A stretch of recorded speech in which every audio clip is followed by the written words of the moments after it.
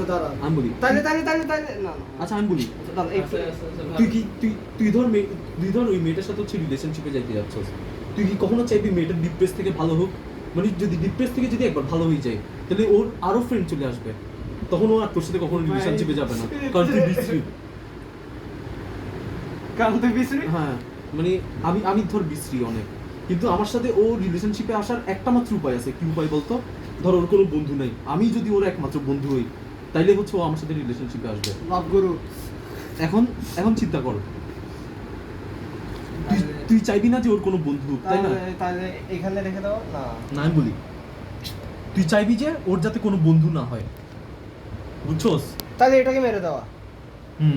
এটাকে মেরে দিতে হবে। True, মানে তুই এটাই। চাইবি যে হ্যাঁ ওর আশেপাশের বন্ধুগুলোকে মেরে ফেলতে, মানে তুই যদি ওর আশেপাশের বন্ধুগুলোকে ক্লিয়ার করে দিতে পারস তাহলে তুই একাই হচ্ছে ওখানের মধ্যে একাই রাজা, মানে বনের রাজা হয়ে গেছিস তুই। তোর কিন্তু আমার তো কুইন যাচ্ছে বাবা। কুইন গেলে কুইন যাক, মানে ধর কুইন এক্সচেঞ্জ হবে আর কি কি। গেল কুইন যাক, কুইনের মতো একটা জিনিস কেন দেখছি। মানে আমি তোকে জাস্ট এক্সাম্পল দিচ্ছি, মানে ধর কুইন এক্সচেঞ্জ হয়ে